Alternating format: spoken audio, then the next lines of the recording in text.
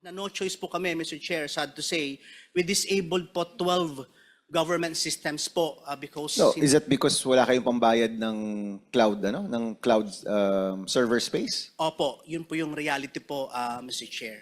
I mean, that's sorry that's insane to me na magsasara yung eGov because wala tayong pambayad. May pera, obviously may pera naman, no? Si Yusek ni si Ma'am ng DBM nandito. May pera naman yan, obviously. Currently, there are disabled government services because wala tayong pambayad.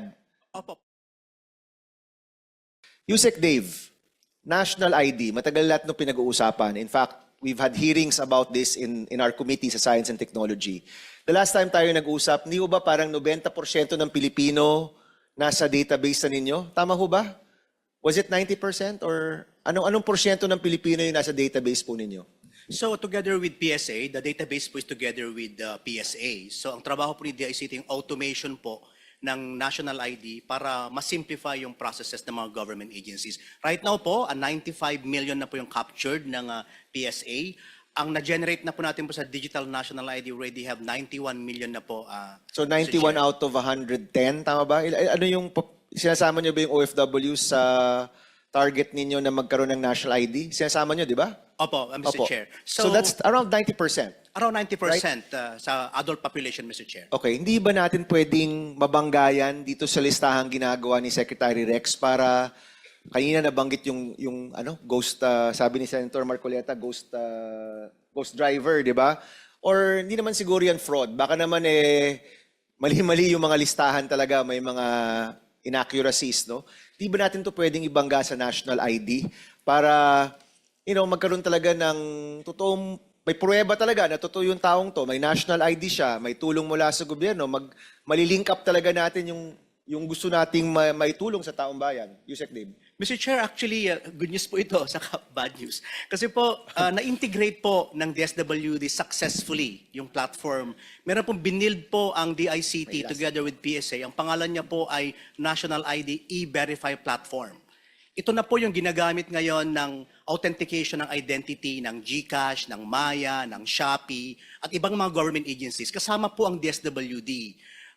Late last year, successful po yung implementation po namin together with DSWD. Oh, but Yusek Dave, this is a list bigger than the 4-piece list, di ba? Hindi naman ho ito yung 4-piece list. This is beyond that na. So, can you also work on this list? Kasi, ano po ito? Gamitin ho natin to every so often. So, maganda kung meron talagang listahan na milyon-milyon tao na kailangan makatanggap ng tulong, maganda po kung nakabangga yung national ID. At kung wala sila, may panahon silang kumuha, no? Meron na po kaming na-initiate po, Mr. Chair. Actually po, through ASEC JP, successful po yung integration. Kaya na po ibangga at malinis po yung data. Yung pinanggalingan po ng data galing LTFRB, DICT at DSWD, hindi lang po ito cleansing po para wala pong duplication, pati po yung identity verification kung siya nga yun talaga. So meron po kaming ginawa po together with DSWD. No, Successful po yun, Mr. Ginawa Chair. nyo yan noon, pero itong pinag-uusapan nating listahan ng mga kailangan makakatanggap ng tulong, are you already integrated with that or you still have to integrate with that next effort po ng DSWD? Ang nangyari po, Mr. Chair, is naka-integrate na po kami, but sad to say, we have po to disable it po noong January, yung integration. Why? What happened po kasi, itong national ID natin, if you remember po, sa physical distribution kasi ng ID, around mga 40 million pa po yung backlog sa physical. Kaya po nilaunch natin yung digital national ID, gamit po ng eGov Super App. Ngayon po, successful po yung digital ID natin. We already have 91 million. Ang nangyari po, nung pong nilaunch natin po itong National ID E-Verify, ginamit po ito ng mga bangko, ginamit ng GCash, ng Maya, pati po DSWD. Nag-surge po yung gamit, Mr. Chair. So, ang masama po sa Digital National ID, dahil para bang initiative lang namin po yan na i-launch, kahit wala po kami talagang resources, nagtipid po kami ng resources, kung ano po yung natipid namin sa cloud services namin, yun po yung ginamit po namin po nang nilaunch po yung Digital National ID. Ang hindi namin ina-expect po, nung nilaunch na po ng mga e-wallet integrators, pati po mga government agencies, nabulunan po kami, Mr. Chair. So, pati po si eGov App nga po, I don't know if you heard the news po, I think 2 weeks ago, nag-down po kami ng almost 5 hours in one day and 6 hours the next day. Kasi nga po, nakahalo po yung Digital National ID E-Verify platform engine namin sa 28 na platform na inaalagaan po ng DICT. Nandyan po yung eGov Super App, nandyan po yung ating Digital National ID, yung ELGU po, yung pong 1,000 na LGU po na gumagamit ng ELGU system natin, nakahalo po dyan.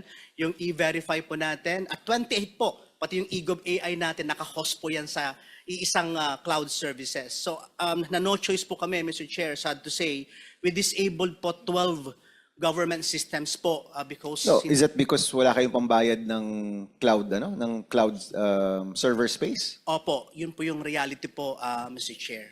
I mean, that's sorry that's insane to me na magsasara yung eGov because wala tayong pambayad. May pera, obviously may pera naman, no? Si Yusek ni si Ma'am ng DBM nandito. May pera naman yan, obviously.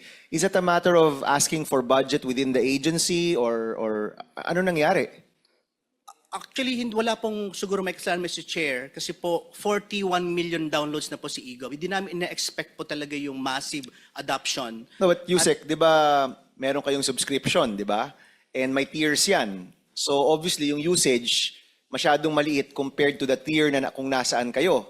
So you need to subscribe to the higher tier. And usually, magbabayad ka lang yan. If you pay, you'll be able to get the higher tier, higher server space, and that should satisfy your problem, di ba? That will solve your problem. Actually, Mr. Chair, ang DICT eGov Cloud, hindi lang po cloud namin po yung sinusubscribe namin. Nasa 3,000 servers po ang naka-host po sa aming cloud services.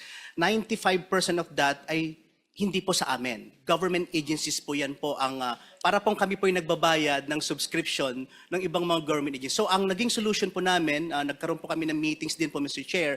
In fact, I've met also with ASEC JP po ng DSWD.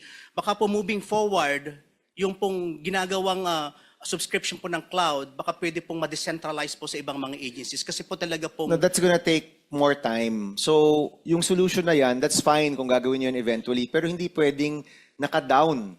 Hindi siya pwedeng naka-down. At kung ang solution is to have a bigger tier because of your success, marami nag-avail, parang hindi katanggap-tanggap na ida-down natin yan dahil wala tayong pambayad. May pambayad naman tayo. So, Yusek, if I can speak for the chairman here, we want to see that up again, no? At unang-una, sa planning ninyo, di ba? Kasi you plan for the budget. Baka di nyo na plan na magiging successful, which is also difficult to accept. Ngayon na successful yan, maraming gumagamit. You need the higher tier, di ba? So, how much money are we talking about na nagkulang kayo, na hindi nyo mabayaran yung mas mataas na subscription level? Na-request na po namin ito, Mr. Chair. Ang nangyari po, may budget pong binigay, Mr. Okay. Chair. Around 500 million po para mahiwalay po ang Digital National ID. GAA po ito ng 2025 pa. Oh. Kasi na-expect na po namin po yung surge ng gamit po. Kasi 700 times po yung increase ng gamit in a year-to-year basis. Ganun po kabilis po yung digitalization po ng government natin. Hindi po na-release po yung pong 2025 po sa amin dahil po ang one of the reason that time is hindi kasi na-hit po yung BUR po ng DICT. So because of that reason, hindi po na-release po yung budget sa amin. Hindi na-release ng DBM o hindi na-release ng ahensya sa eGov? DBM po, Mr. Chair. Okay, sige. May I solicit a answer from... Mr. Chair, Yes, just Secretary Rex. if I can just pivot back to the list. Oo. Kasi wala nga hong listahan itong bansa na to ng mga drivers. Pero pag natapos ho kami by next 2 weeks from now, we will be able to produce a clean list of drivers. Now, ang gagawin ho namin, nag-usap na kami ni SecRC, ibibigay namin sa PSA ito to cross-match with the national ID. So pwede naman yan post ho, ibibigay namin, in-name check nila. So we can now match the list with their corresponding national ID. That Secretary RC and I already spoke about. Yes, Secretary, I get that, no? Pero kung naka-down kasi yung system, yung pag-cross-match niyan will probably be manual or a simple Excel matching. But to have that up again means that data will be captured on the eGov app and So, in short, yes, gagawin nyo yan. Ang point ko lang dito is, I don't think it's acceptable na naka-down yung eGov app, especially now na this is the best time to actually use it, di ba? So may I ask DBM, ba't ninyo ho ito nabigyan ng pondo? Nasagaan naman po yan.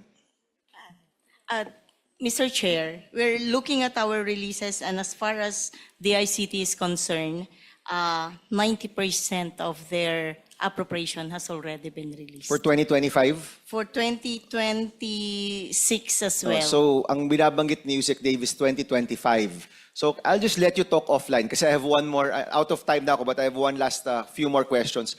Pero Yusek Dave and ma'am, can we please, di ba, hindi naman ho acceptable na yung gobyerno magsasara ng e-gov app. So, it's been down since January, Yusek Dave?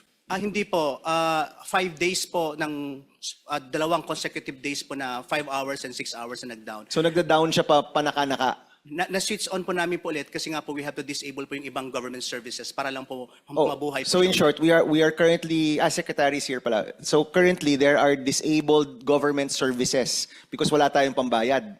Opo, pero balikan ko lang po yung tama po yung sinasabi po ni Sec Rex po, no. Binuhay po namin po ulit po yung ginagamit na PSA na verification. Yung pong data po na na-gather po ng ng DSWD, tama po 'yon. Pag binigay po kay PSA, pwede na pong linisin 'yon. Pero sad to say po yung ginagamit po ng PSA na panlinis po, yung pong national ID e-verify din po namin po yung ginagamit.